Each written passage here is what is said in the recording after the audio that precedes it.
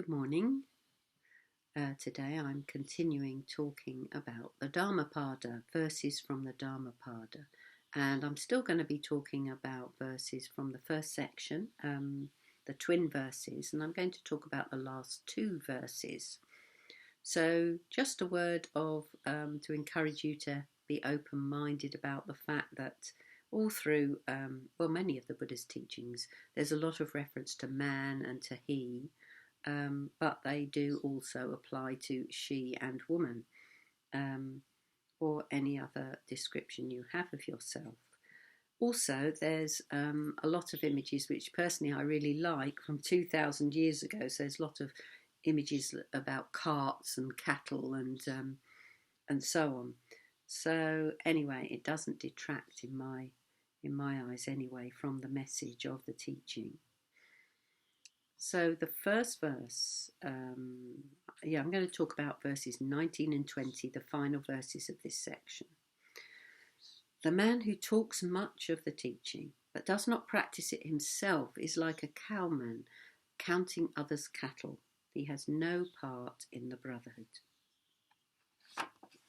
And its pair verse is, the man who can repeat but little of the teaching, yet lives it himself, who forsakes craving, hatred, and delusion, possesses right knowledge and calmness, clings to nothing in this or any other world. He is a follower of the Blessed One. So I think there's quite a lot in this verse about the cowman counting others' cattle.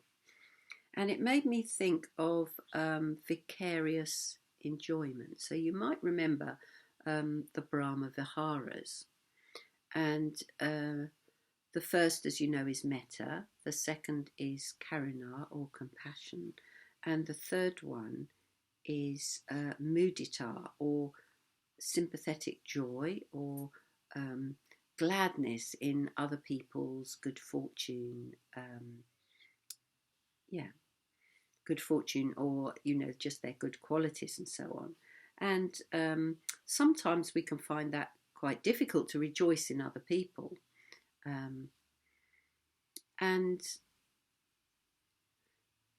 what's known as the near enemy to sympathetic joy, to be able to be really thrilled and pleased for other people, is what's called the near enemy. What is sometimes described as vicarious enjoyment.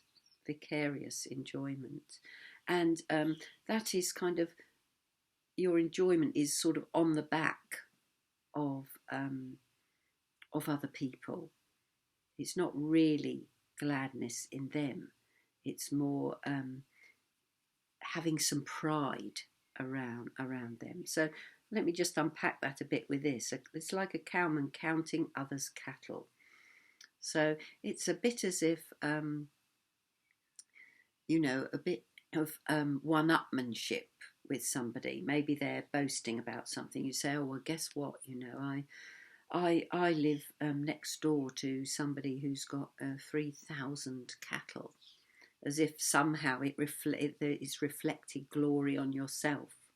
Or, if you take a modern version, maybe boasting about that your child has just gone to Japan, or has done well at school, or something like that, and talking about it in a particular way that kind of reflects on you, as if you're the one that has done well.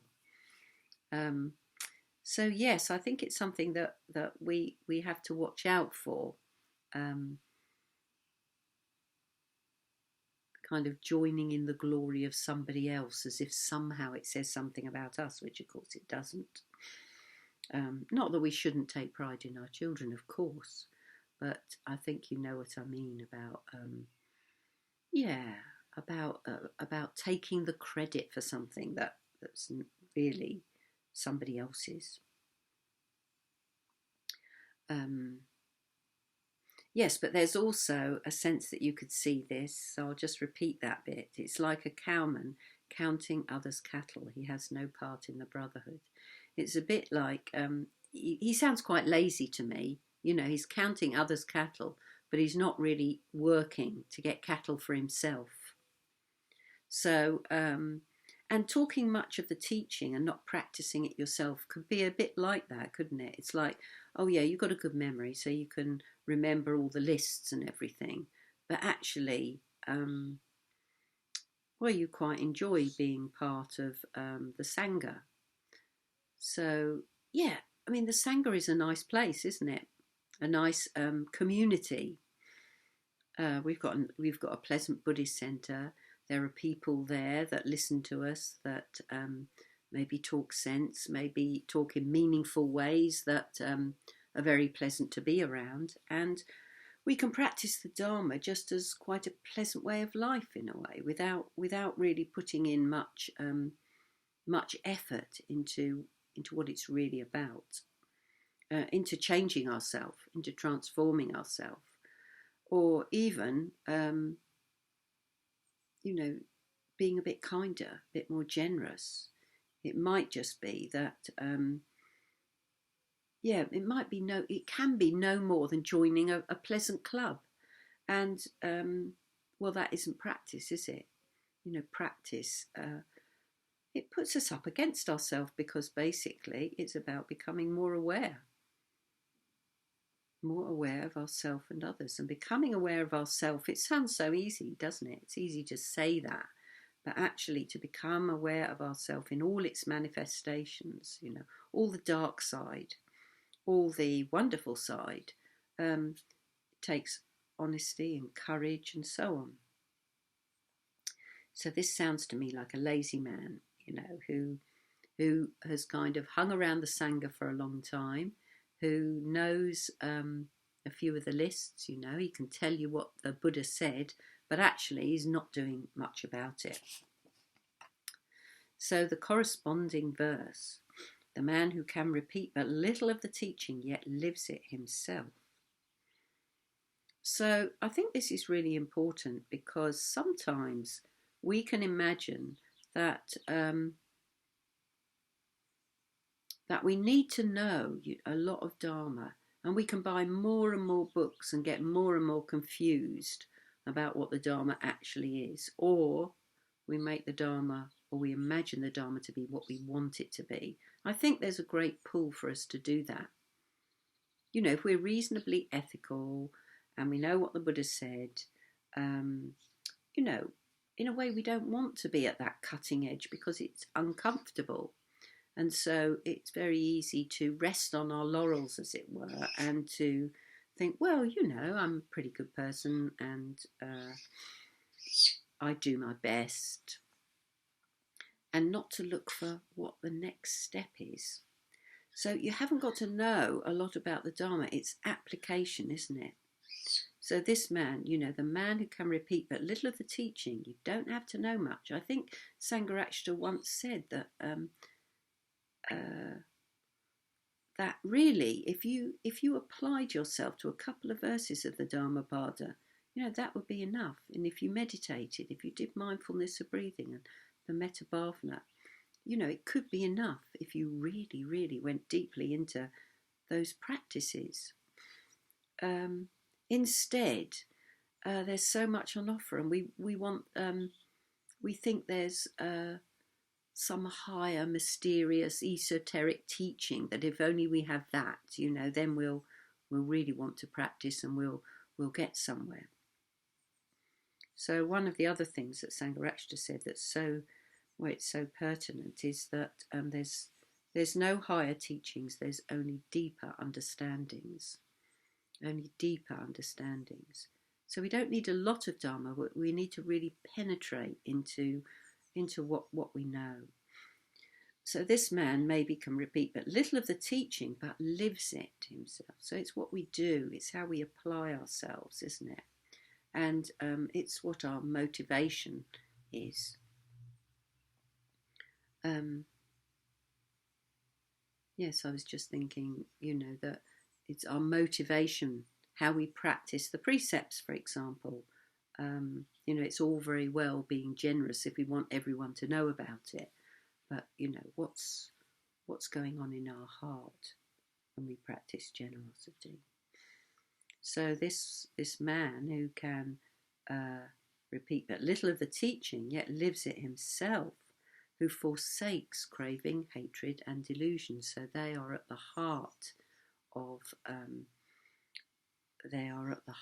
our practice, aren't they? So in the wheel of life, we see those three images of the cock, the pig, and the snake, representing these three.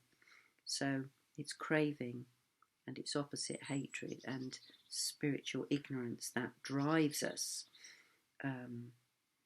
through life and through lives. Possesses right knowledge. So, we know that right view, it rests on seeing karma, understanding karma, and more deeply understanding the Four Noble Truths of suffering and the cause of suffering and the ceasing of suffering, and the Noble Eightfold Path that leads to the ceasing of suffering. And calmness.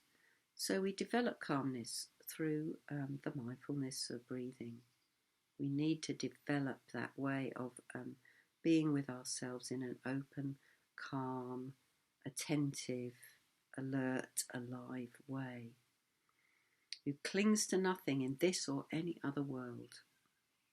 So, clinging to nothing in this or any other world. That reminds me of the caution that we need to stay away from being both nihilistic and eternalistic. A bit of us has got quite a dark side. If only it would all end when we're going through a lot of distress. If only we could be out of that distress, or we have this hope that there's some little nugget of ourself that will just continue in the same old way, hanging on to ourself, eternalism. So that person that can live like that is a follower of the Buddha, is a follower of the Blessed One. So I hope that's given us some thoughts, some things to reflect on. That's all for today. Bye-bye.